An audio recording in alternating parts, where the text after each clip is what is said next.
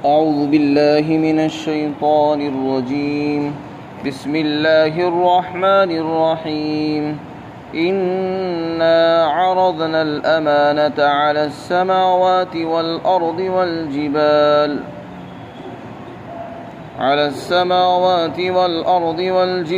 فأبين أن يحملنها وأشفقن منها وحملها الإنسان إنه كان ظلوما جهولا.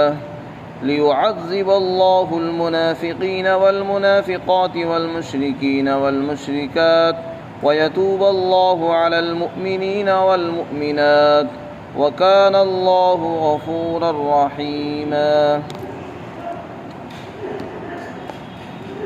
یقیناً ہم نے امانت کو آسمانوں اور زمین اور پہاڑوں کے سامنے پیش کیا تو انہوں نے اس کو اٹھانے سے انکار کر دیا اور اس سے ڈر گئے، اور انسان نے اس امانت کے بوجھ کو اٹھا لیا۔ یقیناً انسان بڑا ظالم ہے اور نادان ہے۔ تاکہ اللہ منافق مردوں کو اور منافق عورتوں کو اور مشرک مردوں کو اور مشرک عورتوں کو عذاب دے، اور ایمان والوں کی طرف جس میں مرد اور عورتیں دونوں شامل ہیں توجہ فرمائے، اور اللہ تعالی بڑا بخشنے والا ہے اور مہربان ہے۔ یہ دو آیتوں کا ترجمہ آپ حضرات کے سامنے پیش کیا گیا۔ ان دونوں آیتوں میں اللہ تعالی نے امانت کو ذکر فرمایا ہے اور یہ بتایا ہے کہ ہم نے آسمان، زمین اور پہاڑ ان تینوں کے سامنے امانت کو پیش کیا اور اس کی پیشکش کی تو انہوں نے اس کو لینے سے انکار کر دیا۔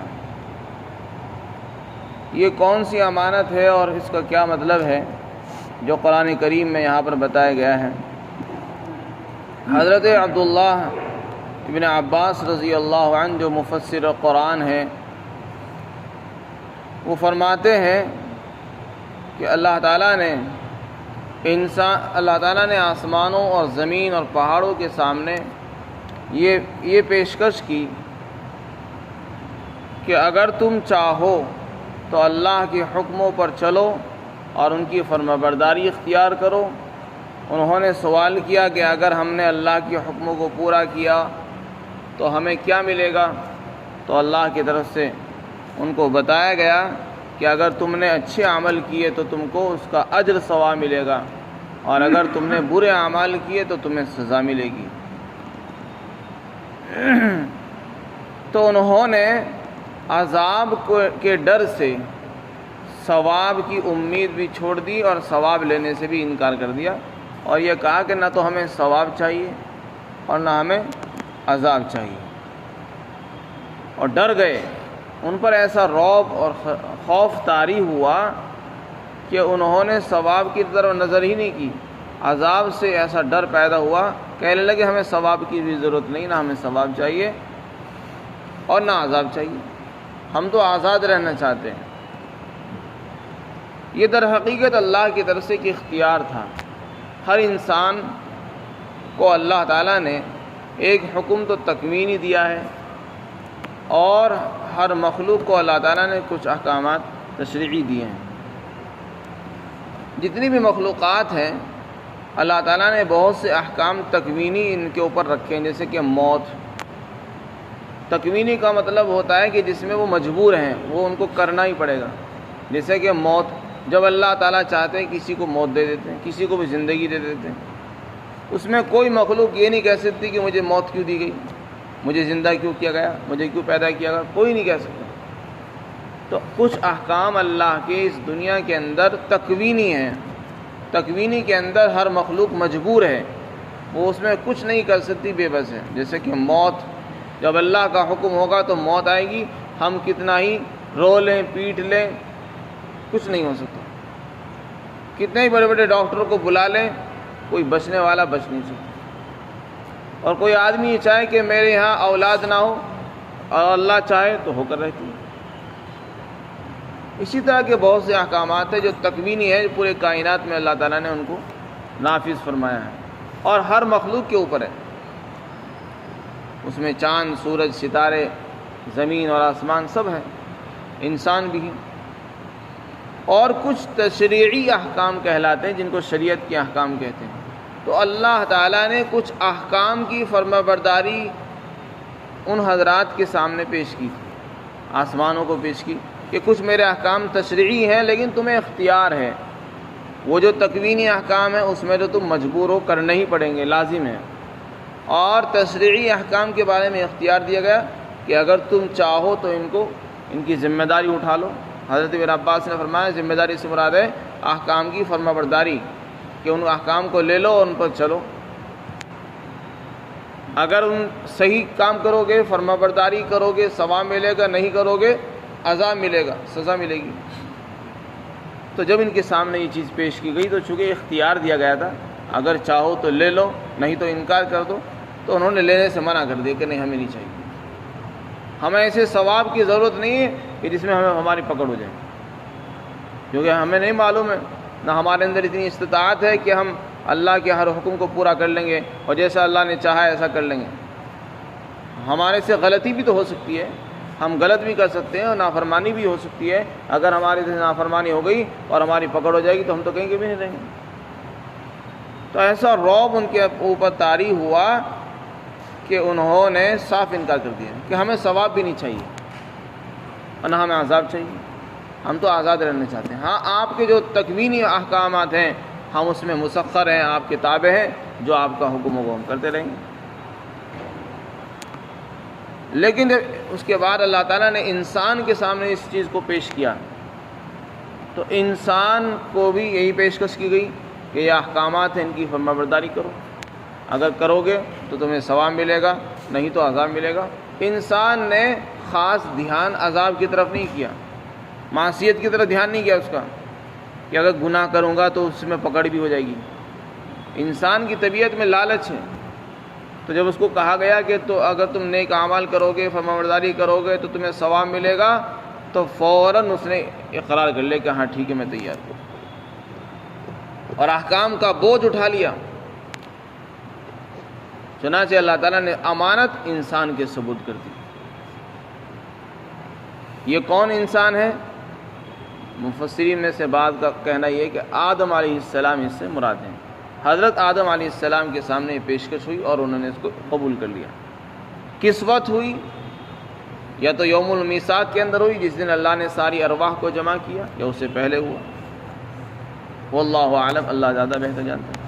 خلاصہ یہ ہوا کہ انسان نے اتنی بڑی ذمہ داری اپنے سر لے لی، اور ایک طرف اتنی بڑی بڑی مخلوقات دیکھنے میں، آسمان، زمین، اس دنیا سے کئی گنا زیادہ بڑے بڑے سیارے، پہاڑ انسان سے بڑے ہیں، انہوں نے انکار کر دیا. اور ایک انسان جو چھوٹا سا ہے اس نے انکار کر لیا، لے لیا. تو اللہ تعالیٰ فرماتے ہیں کہ انسان نادان ہے. اس نے نہ تو عذاب کے پہلو کو دیکھا کہ اگر میں نے گناہ کیا تو میری پکڑ بھی ہوگی، جہنم میں جانا پڑے گا، اس کو نہیں دیکھا اس نے. اور ظالم ہے، اپنے اوپر ظلم کرنے والا بھی ہے، یعنی اتنی بڑی ذمہ داری لے کر بیٹھ گیا. پھر فرمایا تو انہوں نے انکار کر دیا اور اس سے ڈر گئے، اور انسان نے اس کو اٹھا لیا. بے شک انسان بڑا ظالم ہے اور نادان ہے. آگے اللہ تعالیٰ نے فرمایا تاکہ اللہ تعالیٰ عذاب دے منافق لوگوں کو اور منافق مردوں کو. چنانچہ جو لوگ اب اس امانت کے بوجھ کو اٹھا کر اس پر عمل کریں گے، احکام کی پیروی کریں گے، تو اللہ تعالیٰ پھر ان کے اوپر توجہ فرمائے گا، رحمت کے ساتھ متوجہ ہوگا. اور جو لوگ اس کی نافرمانی کریں گے تو اللہ تعالیٰ ایسے منافق اور مشرک لوگوں کو سزا دے گا. یہ اس کو خلاصہ ہے. اور اللہ بڑا بخشنے والا ہے، مہربان ہے. امانت کا جو لفظ یہاں پر استعمال ہوا ہے، علماء نے لکھا ہے کہ امانت کا جو لفظ ہے بہت وسیع مفہوم رکھتا ہے اپنے اندر. ایک امانت تو مالی ہوتی ہے، کسی نے آپ کے پاس کوئی مال رکھا، کسی کا آپ کے ذمہ کوئی قرض ہے، آپ نے اس کو پورا نہیں دیا، کم دے دیا یا تھوڑا دیا، بدل دیا یا انکار کر دیا، تو یہ امانت میں خیانت کہلاتی ہے، جو بہت بڑا گناہ ہے جس کی سزا انسان کو قیامت کے دن بھگتنی ہوگی. یہ مالی امانت ہے اسی طرح امانت کا جو مفہوم ہے، امانت دوسری چیزوں کے اندر بھی ہوتی ہے۔ جیسے کسی آدمی نے کوئی عہدہ لیا ہے، کسی ذمہ داری کو اپنے سر لیا ہے، تو وہ بھی امانت ہی ہے۔ عہدہ، منصب، چاہے وہ سرکاری منصب ہو یا پرائیویٹ ہو، اور کسی بھی جگہ نوکری، یہ سب امانت میں داخل ہے۔ ہم نے کسی سے کوئی معاہدہ کیا ہے، کوئی بات کی ہے، وہ بھی امانت ہے۔ اب اس کے مطابق چلنا یہ امانت کو ادا کرنا ہے، اور اس کے خلاف چلنا یہ امانت میں خیانت ہے۔ ہم نے کسی کے ساتھ معاملہ طے کیا کہ ہم آپ کے یہاں نوکری کریں گے، 8 گھنٹے یا 5 گھنٹے کی ڈیوٹی ہے، اور اس میں ہم نے پورا وقت نہیں دیا، تو یہ امانت میں خیانت ہے۔ یہ جتنا کام طے ہوا کہ آپ کو اتنا کام کرنا ہے، اس میں سے ہم نے کام کے اندر کٹوتی کر دی، کام کم کیا، وقت پورا دے دیا، کام نہیں کیا، تو یہ بھی امانت کے اندر خیانت ہے۔ تو خیانت صرف یہی نہیں ہے کہ ہم مال کے اندر کمی کر دیں، اپنے عہدے اور منصب کے اندر ذمہ داریوں کو پورا نہ کرنا، یہ بھی امانت میں خیانت ہے، جس میں حکام، رؤساء اور بادشاہ، امراء، سبھی لوگ داخل ہیں اس میں۔ حدیث پاک کے اندر آتا ہے، رسول اللہ صلی اللہ علیہ وسلم نے فرمایا کہ اللہ تعالیٰ نے انسان کو جب پیدا کیا تو سب سے پہلے شرمگاہ کو بنایا، اور فرمایا کہ یہ امانت ہے، یہ انسان کے اندر ہم نے ودیعت فرمائی ہے، اگر اس نے اس کی حفاظت کی تو اس نے اس کو امانت کو ادا کیا۔ انسان کو حکم دیا کہ اس کو حلال جگہ استعمال کرنا ہے، اس کی خلاف ورزی مت کرنا ہے، اس کو حلال جگہ استعمال کرنا ہے، اس کا جو حق ہے اس کو پورا کرنا ہے۔ پھر فرمایا اللہ کے رسول نے کہ شرمگاہ امانت ہے، زبان امانت ہے، کان امانت ہیں، آنکھیں امانت ہیں، پیٹ امانت ہے، ہاتھ اور پیر بھی امانت ہیں۔ جو لوگ ان سے متعلق احکام کو پورا کریں گے وہ ادائے امانت کے اندر پورے اتریں گے، اور جنہوں نے ان سے متعلق احکام کو پورا نہیں کیا انہوں نے امانت کے اندر خیانت کی۔ مثلا آنکھ سے متعلق حکم کیا ہے کہ اللہ نے جہاں دیکھنے کو کہا ہے وہاں دیکھیے، جس چیز سے روکا ہے وہاں سے رک جانا، یہ امانت داری ہے۔ اور آنکھ کا غلط استعمال یہ امانت کے اندر خیانت ہے، یہ امانت میں خیانت ہے۔ یعلم خائنۃ الاعین وما تخفی الصدور، اللہ تعالیٰ آنکھوں کی خیانتوں کو بھی جانتا ہے۔ قرآن میں اللہ نے فرمایا کہ آنکھوں سے تم کیا خیانتیں کر رہے ہو، اس کا بھی اللہ کو علم ہے۔ اللہ نے آنکھیں تو دے دی ہے، لیکن ان کو کہاں چلانا ہے، کہاں دیکھنا ہے، کہاں اٹھانا ہے، اس کو اللہ جانتے ہیں۔ اور ان سے جو غلط استعمال ان کا ہو رہا ہے اس کو خیانت سے تعبیر فرمایا۔ یعلم خائنۃ الاعین وما تخفی الصدور، فرمایا کہ تم دلوں کے اندر جو چھپائے ہوئے ہو وہ بھی جانتا ہے۔ ہاتھ کہاں استعمال کرنا ہے، پاؤں کو کہاں لے کر جانا ہے، گناہوں کے اڈوں پر نہیں بلکہ حلال جگہوں پر اس کو لے کے جانا ہے۔ ہاتھ کا اگر استعمال غلط ہوا، پیر کا استعمال غلط ہوا، کانوں سے غلط چیزیں سنی گئی، آنکھوں سے غلط چیزیں دیکھی گئی، یا پیٹ کا غلط استعمال ہوا، شرمگاہ کا غلط استعمال ہوا، یہ بھی امانت میں خیانت ہے، اور اس پر اللہ کی طرف سے پکڑ ہوگی۔ حضرت انس رضی اللہ عنہ حضور کے خادم ہیں، وہ فرماتے ہیں کہ آپ نے جو خطبے دیے ہیں ان میں بہت کم ایسا ہوتا تھا کہ آپ یہ بات نہ ارشاد فرماتے ہو جس میں امانت کا لفظ آتا۔ آپ یہ جملہ ضرور فرماتے تھے، لا ایمان لمن لا امانت لہ ولا دین لمن لا عہد لہ، کہ اس شخص کا کوئی ایمان نہیں ہے جس کے اندر امانت داری نہیں ہے، اور اس کا کوئی دین نہیں ہے جس کے اندر وعدے کو پورا کرنے کی صفت نہیں ہے۔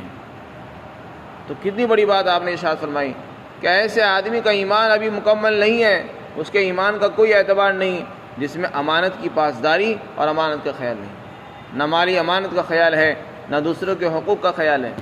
اس لیے ہر شخص کو چاہیے جیسے اللہ کے حقوق ہیں ان کو ادا کرنا ضروری ہے، اسی طرح رسول اللہ کی سنتوں پر بھی عمل کرے، اور بندوں کے حقوق کی ادائیگی کی بھی فکر کرنی چاہیے، یہ امانت ہے۔ قرآن میں اللہ نے فرمایا ان اللہ یأمرکم ان تؤدوا الامانات الی اہلہا، اللہ تمہیں حکم دے رہا ہے کہ تم امانت والوں کی امانتیں ادا کرو، اللہ نے خود حکم دیا۔ اور ایک جگہ فرمایا یا ایھا الذین آمنوا لا تخونوا اللہ والرسول وتخونوا اماناتکم وانتم تعلمون، فرمایا اللہ کی خیانت مت کرو، اللہ اور رسول کے ساتھ خیانت نہ کرو اور اپنی امانتوں میں خیانت نہ کرو۔ حضرات مفسرین نے فرمایا کہ اللہ کی خیانت سے مراد ہے اللہ کے حکموں کو چھوڑنا۔ اللہ نے جو ہمارے اوپر جو احکام فرض فرمائے ہیں، نماز، روزہ، زکوٰۃ، حج، آنکھوں کا استعمال، زبان کا استعمال، کانوں کا استعمال، جہاں جہاں اللہ نے حکم دیا ہے اس کے خلاف کرنا اور اللہ کے حکموں کو چھوڑنا، فرائض کا ترک کر دینا، یہ خیانت ہے۔ اور رسول اللہ کی خیانت سے مراد ہے سنتوں کو چھوڑ دینا اور سنتوں کا انکار، یہ بھی خیانت ہے۔ اور اپنی آپس کی امانتوں سے مراد ہے آپس کے لین دین، ایک دوسرے کے حقوق، اگر پڑوسی کا جو حق ہے تو اس کو ادا کرنا، بیع و شراء سے متعلق، خرید و فروخت ہو یا لین دین ہو، قرض ہو، ہر معاملے سے متعلق جو احکامات اللہ کے ہیں ان کو پورا کرنا، یہ ادائی امانت ہے، اور ان کے خلاف کرنا یہ خیانت میں داخل ہے۔ تو اللہ تعالیٰ نے امانت کے متعلق بہت زیادہ تاکید فرمائی ہے۔ امانت کا مفہوم بہت وسیع ہے، اللہ نے جو احکام ہم کو دیے ہیں ان کو پورا کرنا بھی امانت ہے، اور جس میں امانت نہیں اس کا ایمان بھی نہیں ہے، اتنا بڑا مسئلہ ہے۔ لا ایمان لمن لا امانت له، جس میں امانت داری نہیں ہے اس میں ایمان بھی نہیں ہے۔ اب یہ خود فیصلہ فرمائے گا کہ ہمارے اندر کتنا ایمان ہے، یہ چیز یہ ہمارا عمل بتائے گا، ہمارے اعمال بتائیں گے کہ ہمارے اندر ایمان ہے یا نہیں ہے، یہ خود فیصلہ کیا جا سکتا ہے۔ اللہ تعالی ہم سب کو امانت کا لحاظ کرنے کی توفیق عطا فرمائے اور امانتوں کو ادا کرنے کی توفیق نصیب فرمائے۔